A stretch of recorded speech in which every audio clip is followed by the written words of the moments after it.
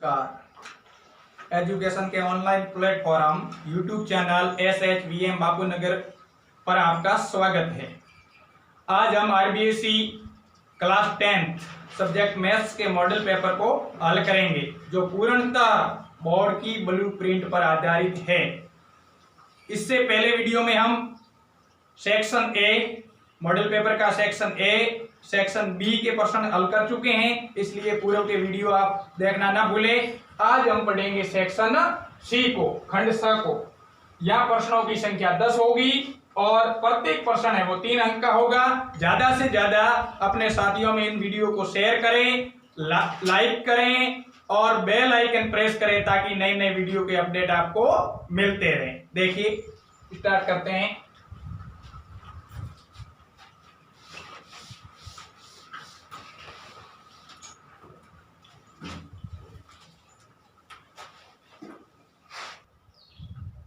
Question number 16। FT एक प्रकार का बहुपद है, GT एक प्रकार का बहुपद है, जो कि दे रखा है प्रश्न में। FT और GT का मान आपको क्या करना है, GT का FT में भाग देना है और भाग देकर पता करना है कि ये गुणनखंड है या नहीं। देखिए, भाग देने पर यदि शेषफल 0 प्राप्त होता है तो GT है वो FT का गुणनखंड होगा, अन्यथा गुणनखंड नहीं होगा। सामान्यतः भाग ही करना है, सिर्फ गुणनखंड है या नहीं इसकी जांच करने के लिए हमें देखना होगा शेषफल को। यदि शेषफल 0 आता है तो गुणनखंड होगा, अन्यथा नहीं। तो देखिए, भाग करते हैं। 2t की घात 4 प्लस 3t की घात 3 माइनस 2t की घात 2 माइनस 9t और माइनस 12। भाग देना है आपका GT का, यानी t स्क्वायर माइनस 3। देखिए, यहाँ से बीजीय गणित के अंतर्गत जब भाग करते हैं तो पहले पद का पहले पद में ही भाग देते हैं, या संख्या चिन्हों की बात करें तो प्लस प्लस प्लस हो जाएगा। संख्यात्मक पद 1 है, 1 का भाग 2 में 2 बार। t की घात 2, t की घात 4, तो t की घात बचेगी 2। गुणा कर देंगे इसका इन दोनों के साथ, तो गुणा किया तो आ जाएगा 2t की घात 4 माइनस हो जाएगा प्लस माइनस 3 और 2 से गुणा किया तो आ जाएगा 6t स्क्वायर। ध्यान रहे, सजातीय पदों के नीचे सजातीय पद लिखेंगे, यानी ये घात आ रही है 2 तो इसके नीचे इसको लिखेंगे माइनस 2 और 3 से गुणा किया तो 6t स्क्वायर। ठीक है, ये हो गया माइनस और ये हो गया प्लस। ये तो दोनों समान थे लेकिन चिन्ह विपरीत थे, इसलिए घट गया, 0 हो गया। प्लस के कितने बचे, 3t की घात 3 और प्लस के 6 और माइनस के 2, तो प्लस के 6 में से 2 गए तो प्लस के बच गए 4t की घात 2 माइनस 9t माइनस 12।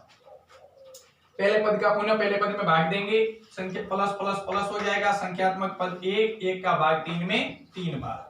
t की घात 2, t की घात 3, तो घातें घटेगी आधार समान होने पर, घात रह जाएगी 1 यानी t।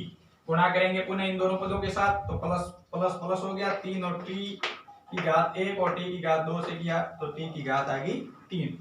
माइनस प्लस माइनस हो जाएगा और 3 और 3 से गुणा करेंगे तो 9t आ जाएगा। ध्यान रहे, इसके नीचे नहीं लिखा क्योंकि यहाँ t स्क्वायर है और इसके साथ t है, इसलिए यह सजातीय पद नहीं है। जो सजातीय पद होंगे उसी के नीचे लिखेंगे। ये हो गया माइनस, ये हो गया प्लस। तो देखिए, 3t की घात 3 में से 3t की घात 3 चली जाएगी क्योंकि चिन्ह जो है विपरीत है। यहाँ से बच जाएगा 4t स्क्वायर। प्लस के 9t और माइनस के 9t, ये भी शून्य हो गया, यहाँ बच गया माइनस के 12। अभी तक t की घात 2 है और यहाँ भी t की घात 2 है, एक बार भाग जाएगा, प्लस प्लस प्लस हो जाएगा।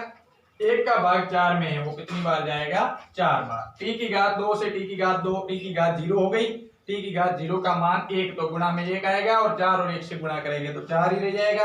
पुनः 4 का इन दोनों के साथ गुणा करते हैं तो 4 और t स्क्वायर से गुणा किया तो plus plus plus 4t square हो गया, प्लस माइनस माइनस हो गया, 4 और 3 का गुणा 12 हो गया। ये माइनस के हो गए, ये प्लस के।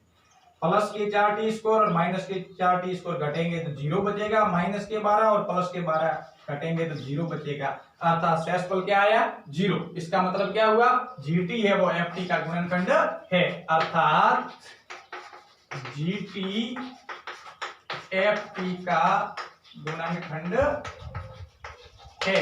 यदि शेषफल 0 नहीं आता तो हम कहते हैं गुणनखंड नहीं है। तो सिर्फ भाग देना है, गुणनखंड है या नहीं इसकी जांच शेषफल से होगी। शेषफल 0 आता है तो गुणनखंड होगा और 0 नहीं आता तो गुणनखंड नहीं होगा। तो दो बहुपद दे रखे थे, उसमें से जीटी नाम का बहुपद है वो एफटी का गुणनखंड है या नहीं, इसकी जांच करनी थी। भाग दिया, शेषफल 0 प्राप्त हुआ, इसलिए जीटी है वो एफटी का गुणनखंड है।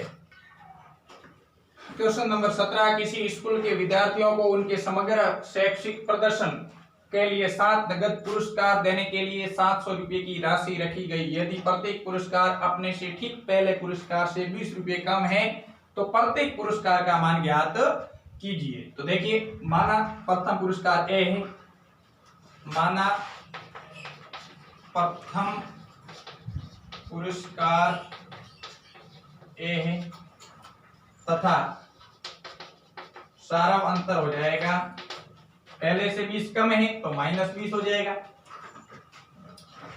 एन जो है वो दे रखा है कितने पुरस्कार, 7, तथा 7 पुरस्कारों का योग भी दे रखा है कितना, 700, क्योंकि कितने रुपए बांटने, 700, इसलिए एसएन यानी पुरस्कारों का योग हो गया 700, पुरस्कारों की संख्या हो गई 7, पहले से दूसरा है वो अगला है वो 20 कम है, इसलिए सारा अंतर ऋणात्मक हो गया, क्योंकि जो अगला पद होगा वो कम होगा, तो -20, और प्रथम पुरस्कार दे रखा नहीं है इसलिए मान लिया ए। अब देखिए एसएन दे रखा है तो एसएन का प्रयोग करेंगे। एसएन बराबर कितना दे रखा है, एसएन का मतलब यह एन पदों का योग 700। एसएन का सूत्र क्या होता है, n/2 कोष्टक 2a प्लस कोष्टक n-1b बराबर 700।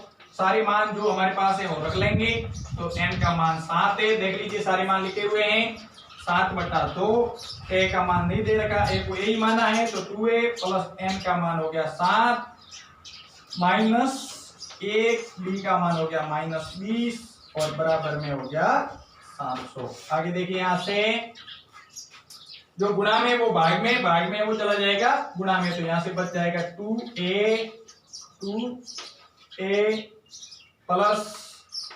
प्लस 7 में से 1 गया 6 प्लस माइनस हो गया माइनस, देखिए 7 में से 1 गया प्लस माइनस हो गया माइनस, 7 में से 1 गया 6 और 20 से गुणा किया तो आगे 120 बराबर में 700। देखिए यहां से क्या हटाया, यहां से गुणा में 7 था तो हटाया, वो बराबर से इधर 700 के भाग में चला गया, भाग में क्या था 2, वो इसके गुणा में चला गया, तो इस तरीके से 2a माइनस 120 बराबर, ये कट गया 100 बार, 100 और 2 से गुणा किया तो आ गया 2। 2a बराबर 120 को पक्षांतर करेंगे तो इधर जाएगा तो हो जाएगा प्लस का।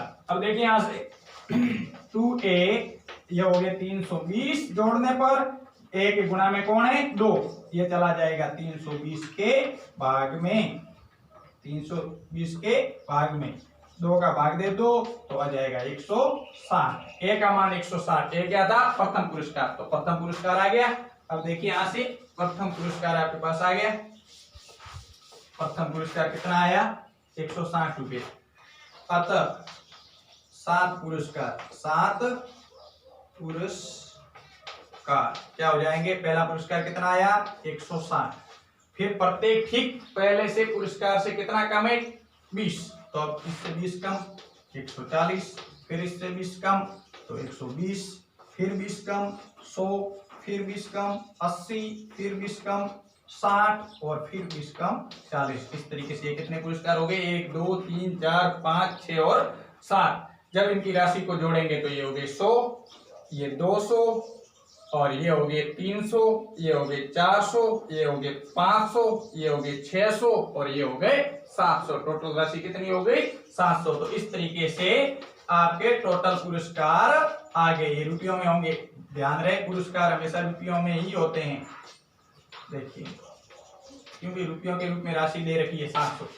इस तरीके से आपका उत्तर आ गया, समझ में आ गया। एक बार वापस देख लीजिए, विद्यार्थियों के समग्र शैक्षणिक प्रदर्शन के लिए 7 पुरस्कार बांटने थे, इसलिए पुरस्कारों की संख्या 7, इसलिए n यानी पदों की संख्या 7 हो गई। कुल पुरस्कार देना था 700, इसलिए सभी पुरस्कारों का योग यानी कि SN, पुरस्कारों का योग मतलब SN आ गया 700। और अपने पास में पहले पुरस्कार से अगले को जब देंगे तो 20 कम देना था, इसलिए आपका डिफरेंट डी का मान आ जाएगा -20, और प्रथम पद नहीं दे रखा था प्रथम पुरस्कार, इसलिए a मान लिया, SN यानी योगफल के सूत्र में मान रख दिया और हल कर दिया। तो इस तरीके से आपके 7 पुरस्कारों की राशि हमारे समक्ष है, ठीक है।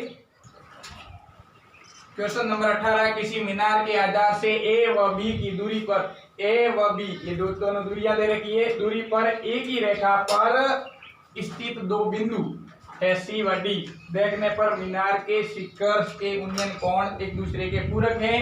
तो सिद्ध कीजिए कि मीनार की जो ऊंचाई है वो क्या है, अंडर रूट ए बी।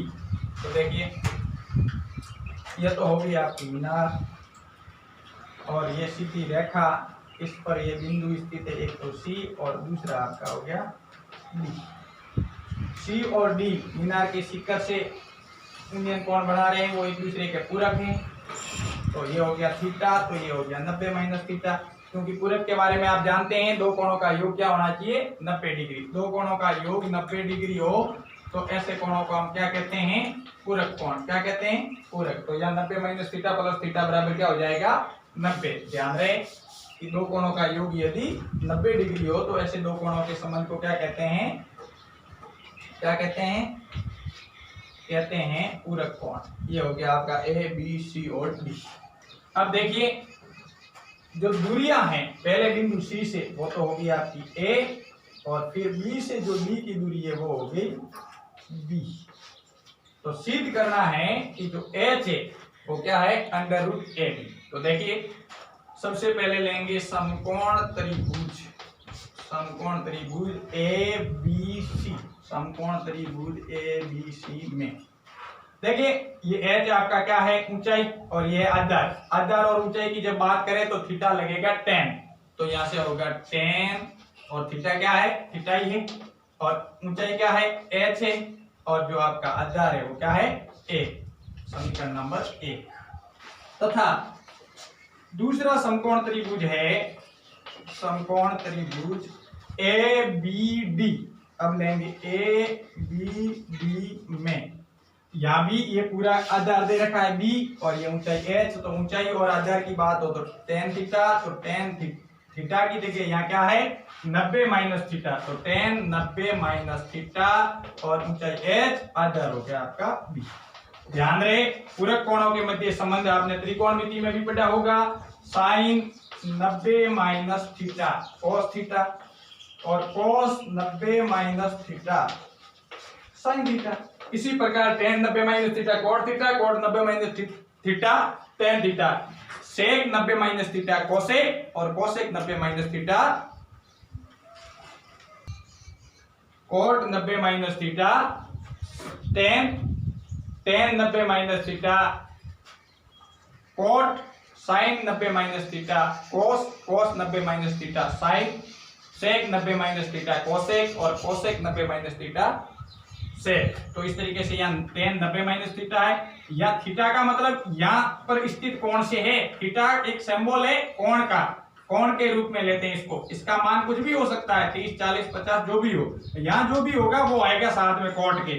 तो कोट थीटा मतलब यहाँ जो होगा वो आएगा, या थीटा है तो थीटा आएगा h बटा b।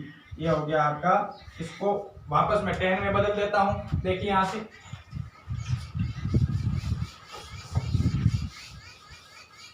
देखिए यहाँ से कोट को पुनः tan में बदल देता हूँ, तो कोट की जगह हो जाए, कोट किसका व्युत्क्रम होता है, tan का। कोट बराबर होता है 1 बटा tan, तो ये हो गया 1 बटा tan थीटा बराबर h बटा b। अब देखिए tan का मान रख दो समीकरण 1 से, tan का क्या रखना है, मान समीकरण 1 से, तो यहाँ से हो जाएगा tan की जगह क्या लिख दूंगा मैं, h बटा a, तो 3 पद हो जाएंगे इसलिए a ऊपर चला जाएगा और आ जाएगा a बटा h बराबर h बटा b। ध्यान रहे समीकरण 1 से क्या रखा है, tan का मान, h और h का गुणा किया तो h स्क्वायर, वजन गुणा कर रहा हूं, a और b का किया तो a b, अपने को h ज्ञात करना था तो इसको हटाया तो क्या आ गया, अंडर रूट। अतः आपको क्या सिद्ध करना था, मीनार की ऊंचाई, और मीनार की ऊंचाई क्या लानी थी, अंडर रूट ए बी। तो देख लीजिए मीनार की ऊंचाई क्या है, अंडर रूट ए बी। ये आपके सिद्ध हो गया। ठीक है, देखिए प्रश्न नंबर 19, त्रिभुज एबीसी की रचना करनी है जिसमें भुजा बीसी बराबर 3.8 सेंटीमीटर दे रखी है और बी और सी के कोणों के मान दे रखे हैं। इस त्रिभुज के परिगत वर्ग की भी रचना करनी है।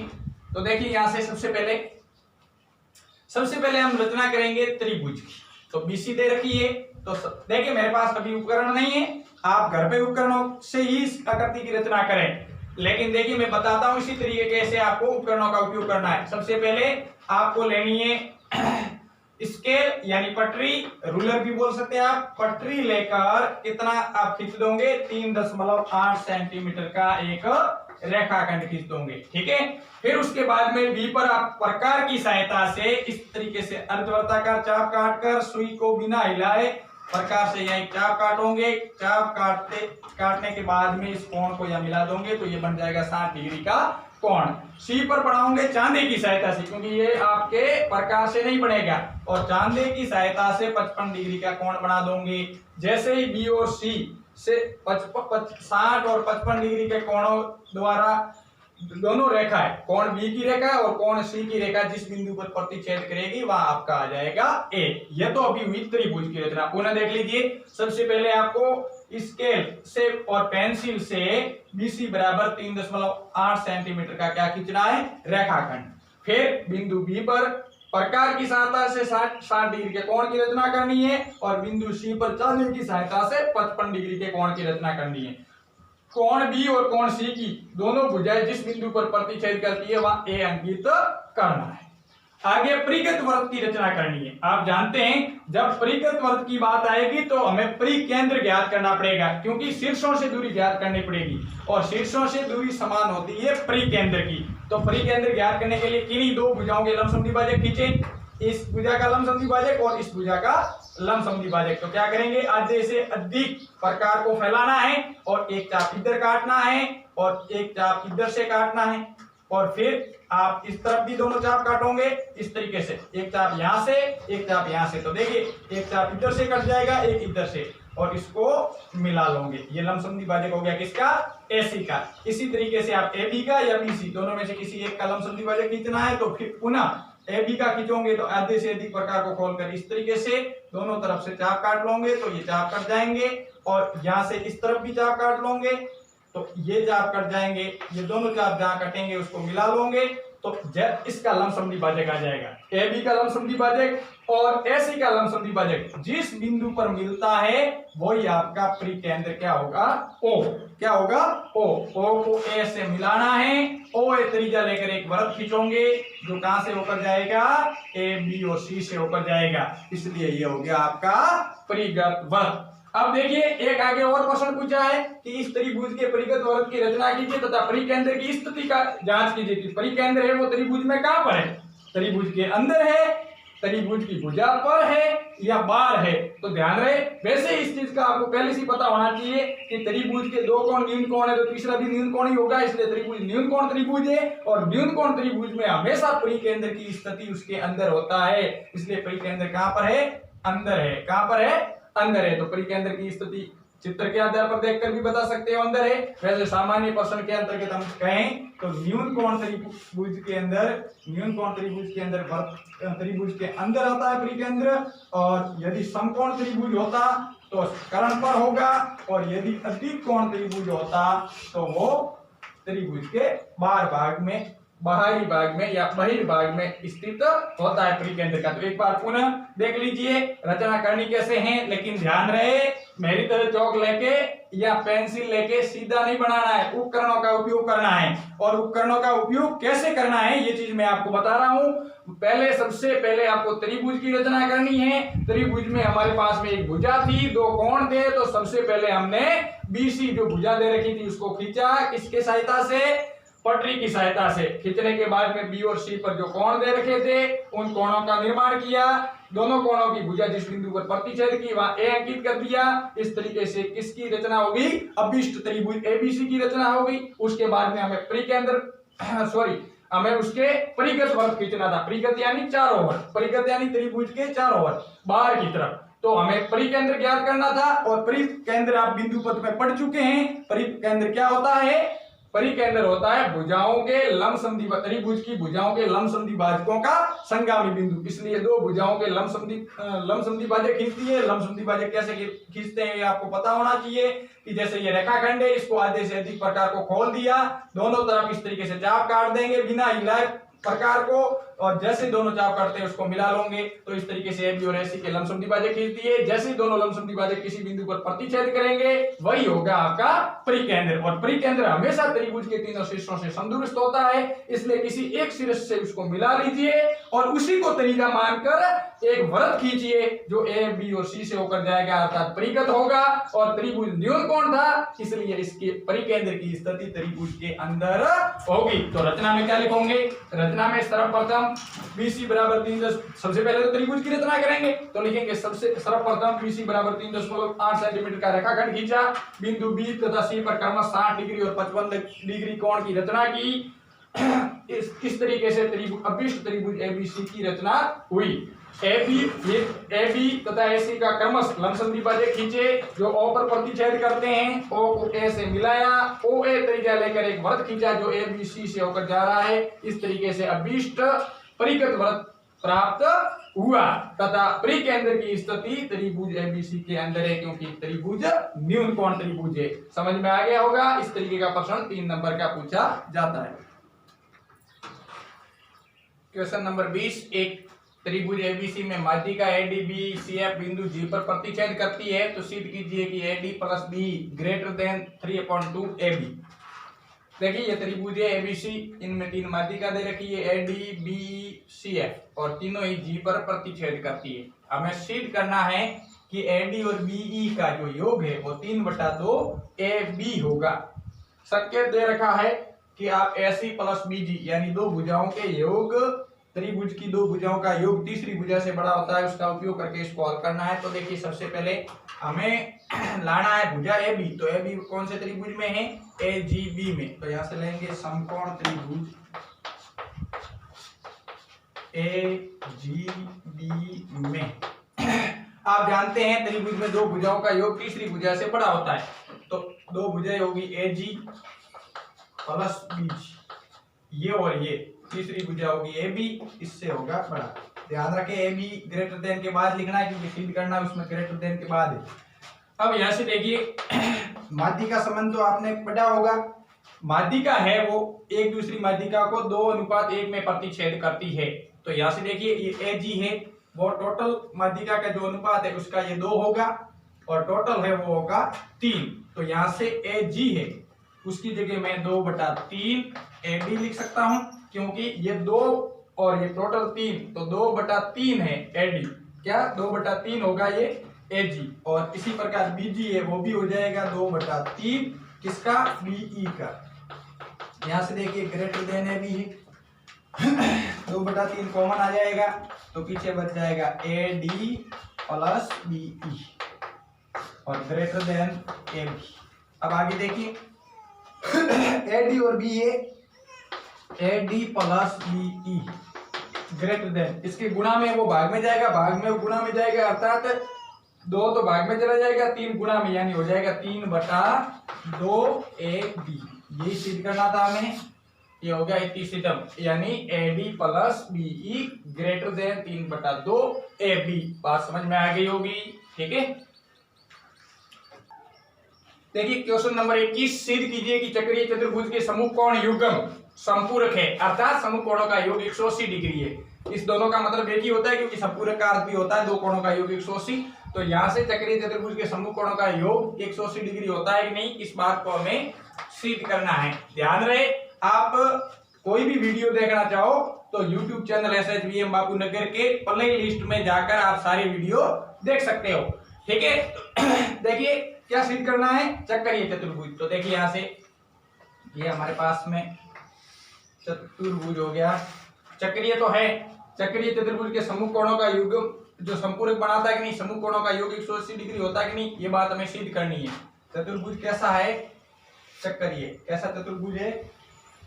चक्रीय चतुर्भुज है।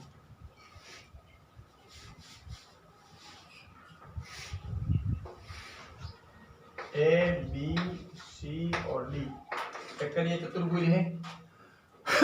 इसके समूह कोणों का योग 180 डिग्री है या नहीं, इस चीज को सिद्ध करना है। तो क्या रखा है? दिया है चतुर्भुज ABCD एक चक्रीय चतुर्भुज है। चतुर्भुज है। सिद्ध क्या करना है? सिद्ध करना है हमें, सिद्ध में क्या करना है कि इसके समूह कोणों का योग 180 डिग्री है या नहीं। अर्थात हमें सिद्ध करना है कोण ए प्लस कोण सी बराबर 180 या कोण तथा कोण बी प्लस बी बराबर 180, यह सिद्ध करना है। रचना करनी पड़ेगी। एबीसीडी चक्रीय चतुर्भुज है, इसके समूह कोणों का योग 180 डिग्री है या नहीं, इस बात को हमें सिद्ध करना है। यानी समूह कोणों का योग 180 लाना है, ये बात हमें सिद्ध करनी है। रचना करनी पड़ेगी। इसके अंतर्गत वृत्त के अंतर्गत वृत्त का केंद्र ओ दे रखा है, ओ को ए से और ओ को सी से मिला देते हैं। ठीक है, तो रचना क्या की, वृत्त के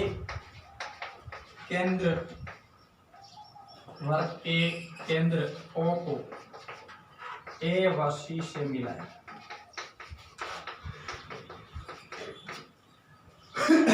उत्पत्ति देखी, माना कि ये कोण आपका 2x है और ये कोण आपका 2y है। तो आपने एक चीज पढ़ी होगी कि किसी चाप द्वारा वृत्त के केंद्र पर अंतरित कोण का शेष भाग पर अंतरित कोण आधा होता है। तो शेष भाग पर अंतरित कोण इसका आधा होगा, यानी x हो जाएगा। इस चाप द्वारा अंतरित कोण केंद्र पर ये हो गया 2y, तो शेष भाग पर क्या हो जाएगा y। पुनः देख लीजिए कि जो एक परिमेय पढ़ा होगा आपने कि एक चाप द्वारा केंद्र पर अंतरित कोण शेष भाग पर अंतरित कोण का दुगुना होता है, या शेष भाग पर अंतरित कोण केंद्र पर अंतरित कोण का आधा होता है। तो यहां से देखिए, माना कोण AOC बराबर 2x तथा कोण AOC। देखिए यहाँ दोनों तरफ आप नाम लिखना चाहो तो ये AOC है, ये भी AOC है, तो कैसे याद रखोगे? तो ध्यान रखना AOC चित्र में आप आकृति में देखकर पता कर सकते हो। AOC 2y क्या है, 2y AOC 2y, ये दोनों अलग अलग कोण हैं। इसका ये प्रतिवर्ती कोण है, ध्यान रखना ये कोण प्रतिवर्ती कोण है। दोनों कोण आगे आप सोच रहे होंगे सबने x और y नहीं माना, 2x और 2y क्यों माना? तो देखिए ये जब इसका आधा करें तो भिन्न में नहीं आए, इसलिए मैंने 2x और 2y माना है। आप x और y भी मान सकते हैं। यदि इसको x मानेंगे तो ये x बटा 2 आ जाएगा क्योंकि आधा है, और ये y बटा 2 आ जाएगा। उससे कोई फर्क नहीं पड़ेगा, प्रश्न हल वैसे ही होगा। लेकिन यदि आसान और करना चाहो प्रश्न को तो इसको 2x मान लिया, ताकि इसका जब आधा करेंगे तो ये भिन्न में ना आकर x और y में रह जाएगा। अब देखिए, अब परिमेय लिखना है। मैंने अभी बोला आपको क्या, किसी चाप द्वारा वृत्त के शेष भाग पर अंतरित कोण शेष भाग पर अंतरित कोण केंद्र पर अंतरित कोण का आधा होता है। केंद्र पर अंतरित कोण का आधा होता है, ये परिमेय है। तब आपके पास कोण ADC बराबर क्या हो जाएगा, 2x बटा 2 यानी x, तथा ABC बराबर क्या हो जाएगा, 2y बटा 2 अर्थात y। ध्यान रहे ये कोण है वो बन रहा है ABC चाप द्वारा, और ABC चाप द्वारा शेष भाग में ये कोण बन रहा है। उसी प्रकार चाप ADC द्वारा केंद्र पर कोण 2y बन रहा है, और ADC द्वारा शेष भाग पर कोण y बन रहा है। ठीक है, अब देखिए, तो कहने का मतलब है ADC और ABC बराबर x और y आ गया। अब देखिए, कोण 2x प्लस 2y बराबर 360। क्यों 2x प्लस 2y बराबर 360? इसलिए क्योंकि दोनों कोण हैं वो किस पर बन रहे, एक बिंदु पर, और एक बिंदु पर संपूर्ण कोण है वो कितने डिग्री का बनता है, 360। एक ही बिंदु पर संपूर्ण कोण हमेशा 360 डिग्री होता है। कितना होता है, 360 डिग्री। तो यहां से 2 कॉमन ले लेंगे, इसलिए बच जाएगा x प्लस वाई बराबर 360। अब देखिए यहां से, अब यहां से देखिए क्या आ गया, 2 कॉमन आ गया, तो x प्लस वाई बराबर 360 बटा 2 और x प्लस वाई बराबर कितना आ गया 180।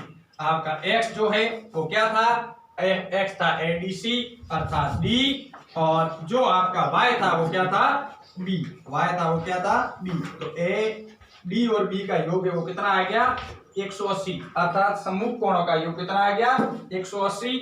इसी प्रकार यदि हम हल करते हैं तो कोण A और C का भी योग कितना आ जाएगा 180। और हमें क्या सिद्ध करना था कि सम्मुख कोणों का योग 180 है या नहीं, तो ये चीज हमने सिद्ध कर दी कि सम्मुख कोणों का योग 180 डिग्री है। समझ में आ गया होगा, आसान प्रश्न है, एक तरीके का प्रमेय भी है, ये बात ध्यान रखें कि चक्रीय चतुर्भुज के सम्मुख कोणों का योग 180 होता है, ये क्या है प्रमेय। तो समझ में आ गया होगा प्रश्न आसानी से, ठीक है। देखिए प्रश्न नंबर 22, केंद्र O वाले वृत्त पर बाह्य बिंदु A से 2 स्पर्श रेखा ए बी और AC खींची गई है। सिद्ध कीजिए कि BAC यानी ये कौन 2OBC यानी इसका दुगुना है, कौन सा ये कौन। तो देखिए यहां से दे क्या रखा है, दिया क्या है बाह्य बिंदु से खींची गई स्पर्श रेखा है, वृत्त पर बाह्य बिंदु से खींची गई स्पर्श रेखा है। तो 2 बाह्य बिंदु से वृत्त पर खींची गई 2 स्पर्श रेखाएं ए बी व AC है, ठीक है। सिद्ध क्या करना है, सिद्ध करना है कोण BAC बराबर 2 कोण OBC। रचना की कोई आवश्यकता नहीं, वैसे सीधा ही है, जो आप उत्पत्ति में लिखते हैं वो भी सीधे कर सकते हो, ये दिया हुआ सिद्ध करना, ये नहीं लिखो तो भी चलता है। इस तरीके का 3 नंबर का ही प्रश्न है, और लिखो तो अच्छी बात है। तो देखिए यहां से उत्पत्ति में क्या करेंगे, बाह्य बिंदु से खींची गई स्पर्श रेखा हमेशा बराबर होती है, आपको पता है, परिमेय है, आपने पढ़ा होगा। किसी वृत्त पर बाह्य बिंदु से खींची गई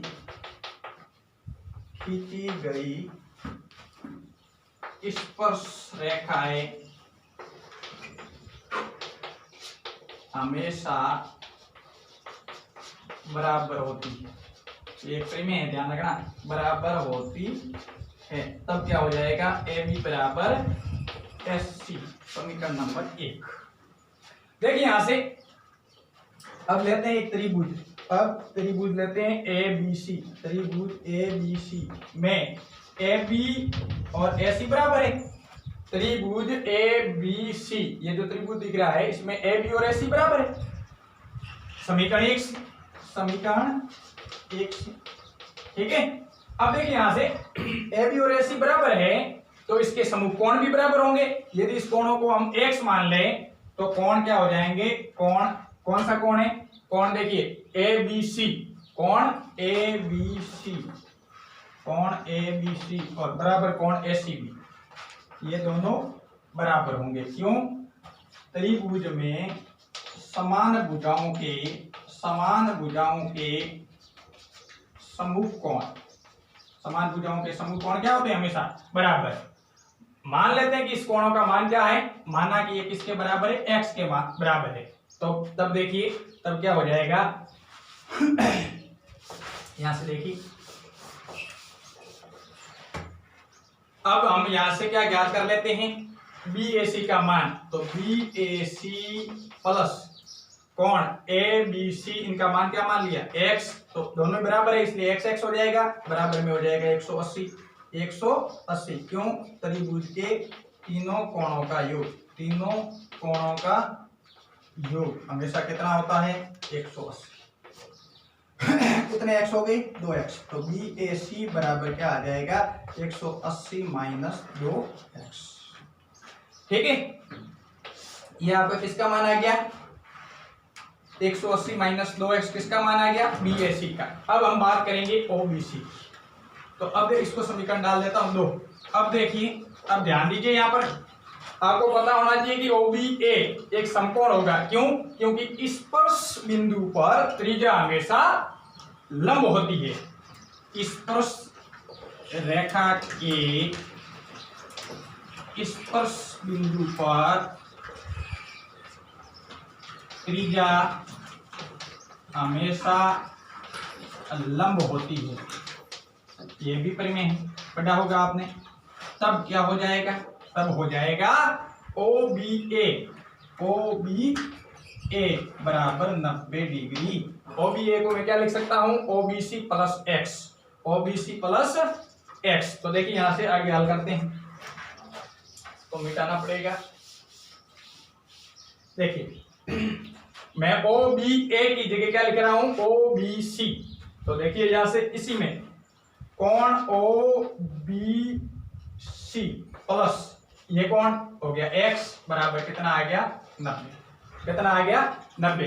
अब देखिए समीकरण 2 में x का मान रखना है, तो यहां से x का मान निकाल देते हैं। तो x बराबर क्या हो जाएगा 90 माइनस ओ बी सी। ठीक है, इसको या तो समीकरण डाल दो 3 और लिख दो समीकरण 2 व 3 से, या ये लिख दो कि समीकरण 2 में x का मान रखने पर, जैसा भी आपको उचित लगे वैसा कर सकते हो।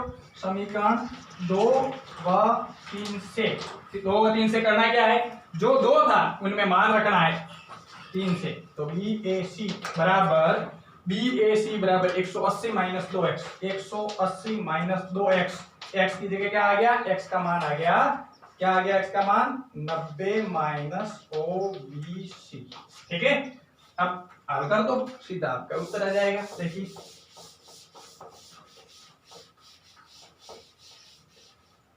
अब इसको हल करना है। देखिए यहां से कोण बी ए सी बराबर में क्या है 180 माइनस 2 और 90 से गुणा कर दो, तो क्या हो गया 180 minus plus minus minus minus plus 2 और किससे कर दो ओबीसी से, 2 और ओबीसी से गुणा किया तो 2 ओबीसी। 180 में से 180 घट जाएगा क्योंकि एक प्लस का है एक माइनस का, तो बीएससी बराबर क्या आ गया 2ओबीसी। क्या लाना था, यही सिद्ध करना था। तो ये आपका क्या हो गया इति सिद्धम, यानी सिद्ध हो गया। ठीक है, समझ में आ गया होगा अच्छी तरीके से। देखिए प्रश्न नंबर 23, दी गई आकृति एबीसी एक त्रिभुज है और वो भी समबाहु, जिसकी एक भुजा 20 सेंटीमीटर है, तो त्रिभुज के प्रत्येक शीर्ष 10 सेंटीमीटर त्रिज्या के चाप खींचे गए हैं। छाया के भाग का क्षेत्रफल ज्ञात कीजिए। ये समबाहु त्रिभुज है, प्रत्येक भुजा 20 सेंटीमीटर है, ये आपका 10 हो गया। इस तरीके से ये 3 त्रिज्या खंड आपके सामने हैं और आपको पता होना चाहिए त्रिभुज कैसा है समबाहु, इसलिए प्रत्येक कोण कितने डिग्री का हो जाएगा 60 डिग्री का। आप सोच रहे होंगे कि थीटा तो दिया हुआ ही नहीं है, तो थीटा दिया हुआ नहीं है, परंतु आपको पता होना चाहिए समबाहु में प्रत्येक कोण है वो 60 डिग्री का होता है। ठीक है, और आर आपको दे रखा है कितना 10।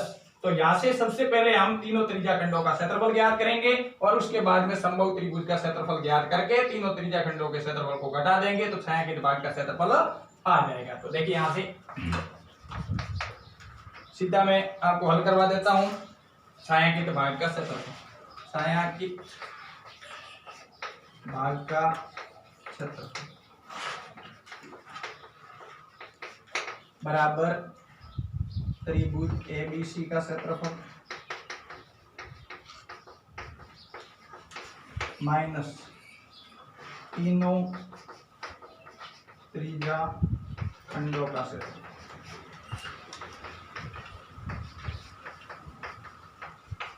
देखिए त्रिभुज समबाहु, इसलिए सूत्र होगा √3/4 भुजा स्क्वायर, 3/4 भुजा स्क्वायर। भुजा कितनी है 20, तो गुणा 20 का स्क्वायर। ये समबाहु त्रिभुज का क्षेत्रफल ज्ञात करने का सूत्र होता है √3/4 भुजा स्क्वायर। ध्यान रखें समबाहु त्रिभुज के क्षेत्रफल का सूत्र है ये, क्षेत्रफल ज्ञात करने का, माइनस तीन त्रिज्याखंड है और तीनों की त्रिज्या भी समान है और उसके त्रिज्याखंड का कोण भी समान है, इसलिए एक का ज्ञात करके 3 से गुणा कर लेंगे तो तीनों का आ जाएगा। तो 3 गुणा एक त्रिज्याखंड का क्षेत्रफल होता है पाई आर स्क्वायर थीटा बटा 360। यह सूत्र होता है त्रिज्याखंड का क्षेत्रफल ज्ञात करने का, पाई आर स्क्वायर थीटा बटा 360। सारे मान रख देंगे, आपका उत्तर आ जाएगा। तो देखिए आकृति है हमारे पास, प्रश्न में मिटा देता हूं।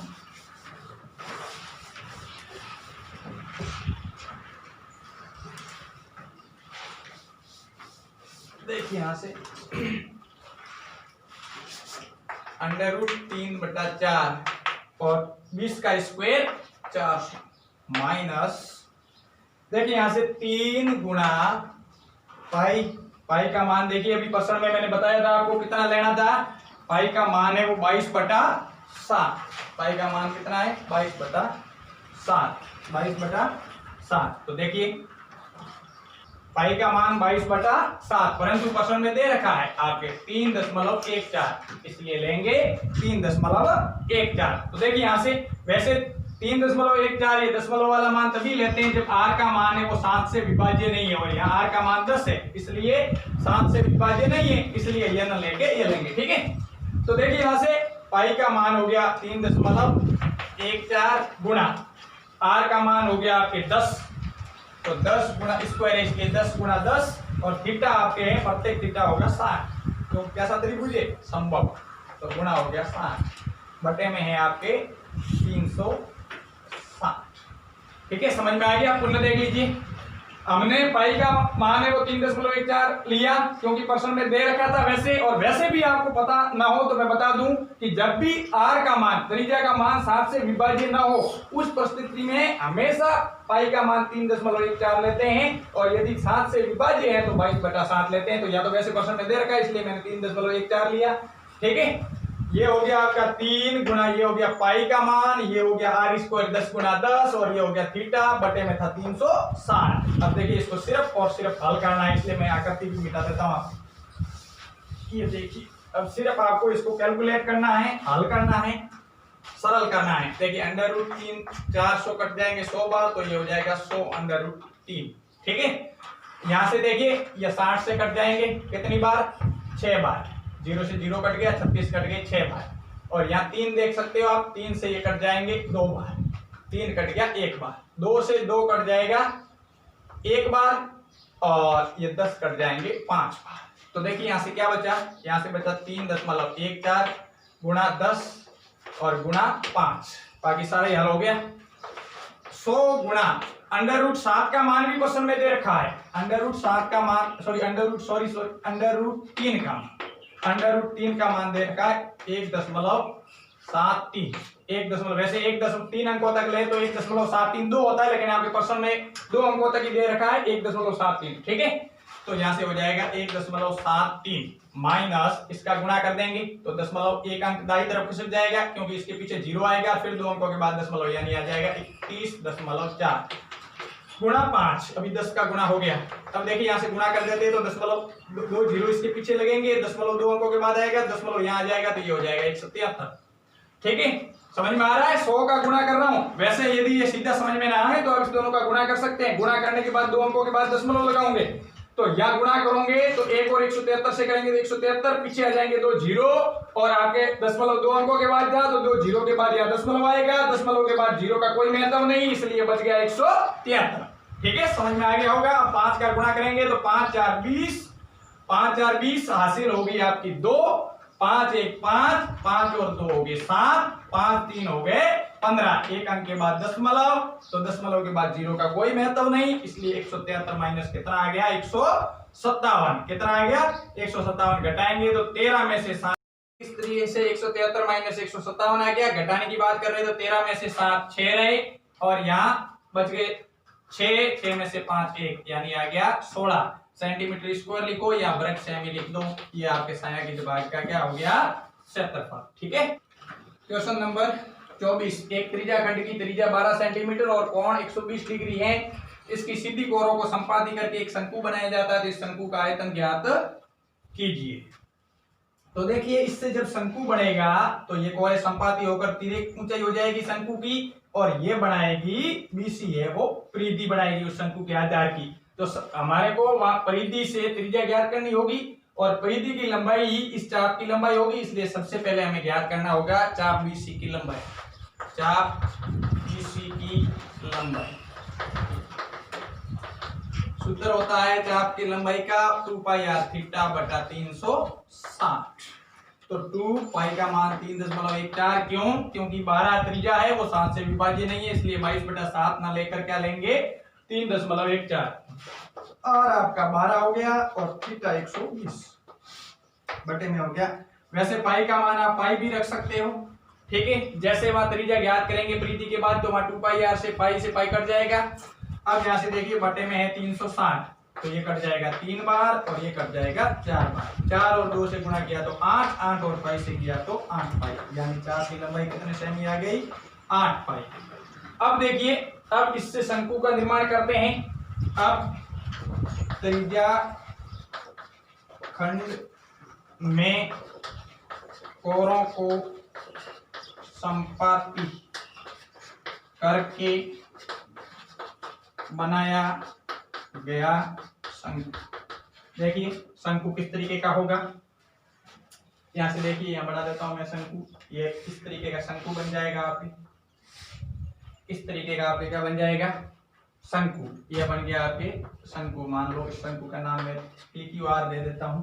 तो इस चाप ये कोरे तो हो गई संपाती, इसलिए यह तो बन गई इसकी तिर्यक ऊंचाई। क्या बन गई तिर्यक ऊंचाई। और जो BC है इससे बन गया इसका परिधि। तो देखिए अब यहां से हमें ज्ञात करनी है इसकी त्रिज्या, तो त्रिज्या ज्ञात करेंगे परिधि से। तो देखिए अब वृत्त के आधार की परिधि बराबर त्रिज्या खंड के चाप की लंबाई। त्रिज्या खंड के चाप की लंबाई, क्योंकि चाप से ही इस परिधि का निर्माण हुआ है। तो देखिए परिधि क्या होगी 2 पाई r होगी और त्रिज्या खंड की जो लंबाई है वो कितनी है 8 पाई। तो यहाँ से हो गया 8 पाई, पाई से पाई कट गया, गुना में था इसलिए 2 से ये कट जाएगा कितनी बार 4 बार। देखिए यहाँ से पाई कट गया, गुना में था तो भाग में गया, 2 से 8 कट जाएगा 4 बार। तो r बराबर कितना सेमी आ गया 4 सेमी। अब हमारे पास में क्या है इस शंकु की त्रिज्या, क्या है शंकु की त्रिज्या। अब ज्ञात क्या करना है शंकु का आयतन, लेकिन हमारे पास में यहाँ शंकु का आयतन ज्ञात करने के लिए हमें क्या चाहिए, एक तो चाहिए h और एक चाहिए r। तो r है और l है, हमारे पास में r और l है, परंतु हमारे पास में h नहीं है। तो अब h ज्ञात करेंगे। देखिए यहां से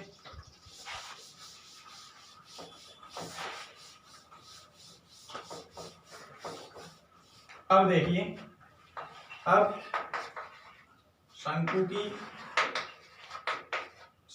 की ऊंचाई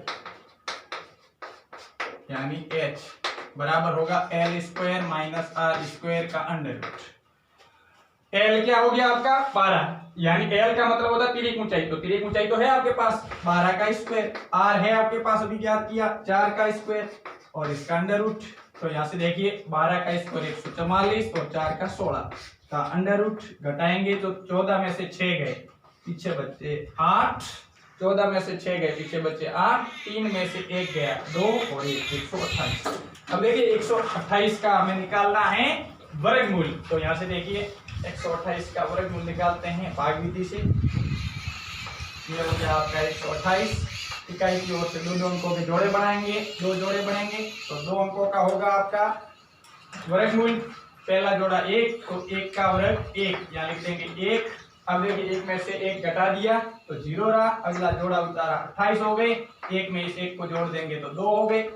अब देखिए 2 के बाद जो भी अंक उतारेंगे उसी से गुणा करेंगे। यदि मैं यहाँ 2 उतारता हूँ 2 से गुणा करूंगा तो ज्यादा हो जाएगा, इसलिए यहाँ उतार देता हूँ 1 और गुणा भी करूंगा 1 से तो आ जाएगा 21 और यहाँ भी उतार दिया 1।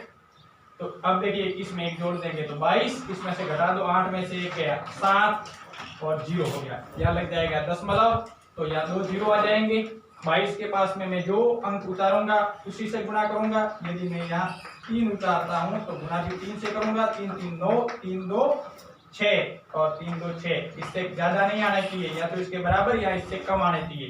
तो क्या उतारा 3, तो यहाँ भी आ जाएगा 3। अब घटा देंगे 10 में से 9 1, 9 में से 6 3 और यहाँ से उधार लिया तो रहे 6 में से 6 31 आ गया। अब देखिए यहाँ आगे इसमें 3 जोड़ देंगे तो ये हो जाएगा आपके 226। इसके पास में 2 जीरो उतारेंगे, दशमलव लगा हुआ है तो जिसका इसके पास में यदि हम उतार देते हैं 2 तो ज्यादा हो जाएगा, इसलिए उतारते हैं 1 तो गुणा करेंगे 1 और ये आ जाएगा तो 1। 2 अंक दशमलव के बाद 2 अंकों तक याद करना था, इसलिए पूर्ण वर्ग तो है नहीं, लेकिन उत्तर आ जाएगा आपका 11.31। ये सेमी है तो सेमी, ये आप चिंता आगे ध्यान देना। इस भाग विधि से मैंने आपको वर्गमूल निकालना बताया है, यहाँ पूर्ण वर्ग संख्या नहीं थी इसलिए, ठीक है। भाग विधि का उपयोग किया, वरना आप अभाज्य गुणनखंड का भी उपयोग कर सकते हैं, ठीक है। तो आपके पास में क्या आ गया, अब आपके पास में h आ गया। क्या आ गया, h आ गया। तो अब आप आयतन ज्ञात कर सकते हैं। अब शंकु का आयतन, शंकु का आयतन होता है 1/3 पाई आर स्क्वायर एच, यानी बेलन के आयतन का 1/3 होता है। ध्यान रखना, बेलन का आयतन होता है पाई आर स्क्वायर एच, उसके साथ 1/3 कर दो, 1/3 का गुणा तो हो जाता है शंकु 3.14 गुणा 4 गुणा 4 11.1। तो देखिए यहाँ से गुणा कर देते हैं, 3.14 गुणा 4 और 4 का हो गया 16 गुणा 11.31/3। अब यहाँ से देखिए 16 का गुणा कर देते हैं, 16 4 64 हासिल 6, 16 और 6 22, 16 4 64 हासिल 6, 16 और 6 22 हासिल 2, 16 और 3 48 और 2 50, 2 अंकों के बाद दशमलव गुणा 11.31/3। अब देखिए 50.24 का गुणा कर देते हैं 11.31 से, तो आ जाएगा 50। 24 1 से करेंगे तो, और जब 3 से करेंगे तो 3 4 12 हासिल 1 6 और 1 7, फिर 0 आ गया, 3 और 5 का गुणा 15 आ गया। अब देखिए 1 से करेंगे तो 50 24, फिर 1 से करेंगे तो 50 24, इस तरीके से आ गया 4 2 2 4 7 4 11 का 1 हासिल 1 5 7 4 11 और 1 12 हासिल 1 7 और 1 8 5 और 1 6 और 5। इस तरीके से आ गया हमारे पास 5 6 8 2 1 4 4 1 2 3 और 4 अंकों के बाद में दशमलव, तो ये बट्टे में आ गया 3। अब भाग दे देंगे, देखिए 568.21 तक लिखो तो भी काफी है, आपको अधिकतम 2 अंकों तक लिखो तो भी काफी है, 4 अंकों तक लिखने की आवश्यकता नहीं। अब भाग दे दो तो आ जाएगा 3 1 3, पीछे 2 26, 8 3 24, पीछे 2 28, 9 3 27, पीछे 1 दशमलव हो गया 12 हो गए, 3 4 हो गया 12, और आगे और भाग देना चाहो तो 0, 1 के अंदर भाग जाएगा नहीं तो हो गया 10, 10 के अंतर्गत भाग देंगे तो 3 3 9। वर्ग घन सेमी होगा क्योंकि आयतन में घन सेमी होगा, ठीक है। क्वेश्चन नंबर 25, एक सिक्के को 3 बार उछाला जाता है तो संभव परिणामों की सूची बनाकर निम्न की प्रायिकता ज्ञात कीजिए। देखिए एक सिक्के को जब 3 बार उछाला जाए तो प्राप्त परिणाम क्या होंगे। सिक्के को 3 बार उछालने पर प्राप्त परिणाम, देखिए परिणाम क्या क्या निकल कर आएंगे। पहले वाले सिक्के पहली बार उछाला तब उस सिक्के में हेड आया, दूसरी बार भी हेड आया और तीसरी बार भी हेड आया, या फिर पहले 2 बार में हेड आया और फिर टेल आया, या फिर पहले हेड फिर टेल और फिर हेड आया, और या फिर पहले टेल और फिर हेड आया। इस तरीके से परिणाम आएंगे। देखिए सिक्के को हर बार उछाला तीनों में या तो हेड आ जाएगा, या फिर पहले वाले दोनों में हेड आया फिर टेल आ जाएगा, या पहले वाले में हेड आया दूसरे में टेल और तीसरे में हेड आ जाएगा, या पहले वाले टेल और दूसरे तीसरे में हेड आ जाएगा। इसी प्रकार यदि हम बात करें तो हो सकता है कि तीनों में टेल आ जाए, हो सकता है पहले वाले दोनों में टेल और फिर हेड आ जाए, और हो सकता है कि पहले में टेल फिर हेड और फिर टेल आ जाए, या फिर अंतिम होगा या पहले में हेड और बाद वाले में आ जाएंगे दोनों टेल। इस तरीके से परिणाम प्राप्त होंगे। देखिए या तो तीनों में हेड आएगा, या फिर पहले वाले में दोनों में हेड फिर टेल आएगा, फिर हेड फिर टेल फिर हेड आएगा, या टेल हेड हेड आएगा, या तीनों में टेल आएगा टेल टेल और हेड आएगा, टेल हेड टेल आएगा, या हेड टेल और टेल आएगा। ये टोटल है 1 2 3 4 5 6 और 7 और 8 परिणाम प्राप्त होंगे। अब देखिए पहले क्या प्रायिकता क्या ज्ञात करनी है, परिणाम आपको समझ में आएंगे। सभी चित्त हो, सभी चित्त का मतलब हेड से हैं, यानी ऐसे कितने परिणाम है जिनमें सभी के सभी हेड है, तीनों ही हेड होने चाहिए। तो देखिए पहला, सभी चित्त आने की प्रायिकता। तो देखिए यहां से टोटल परिणाम आएंगे। नीचे देखिए प्रायिकता कैसे ज्ञात करते हैं, नीचे तो आते हैं टोटल परिणाम, और ऊपर जो ज्ञात कर रहे हैं उसके लिए उपयुक्त परिणाम क्या है, कैसा, तीनों चित्त होने वाले कितने परिणाम है वो उपयुक्त परिणाम ऊपर आएंगे, उस जिसकी हम प्रायिकता ज्ञात कर रहे हैं। तो तीनों क्या होने चाहिए, चित्त, चित्त का मतलब यहाँ हेड से है, एच से, तो तीनों एच तो सिर्फ एक बार ही है, देख लो, और कहीं पर आपको नहीं मिलेगा जिनमें तीनों ही चित्त हो। तो कितनी बार हुआ, एक बार, ये आपका उत्तर हो गया। और दो चित्त का मतलब है अधिकतम कितने भी हो, कम से कम उसमें 2 होने चाहिए। तो देखिए न्यूनतम 2 चित्त आने के परिणाम क्या क्या हो जाएंगे, देखिए यहां से ये 3 चित्त है, चित्त का मतलब यहाँ एच से है, हेड से, हेड 3 एच है, तो न्यूनतम 2 होने चाहिए, अधिकतम कितने भी हो मैं पहले भी बता चुका हूं, तो इसमें भी ये भी परिणाम शामिल होगा। फिर उसके बाद में इसमें 2 एच है, तो 2 एच चाहिए हमें।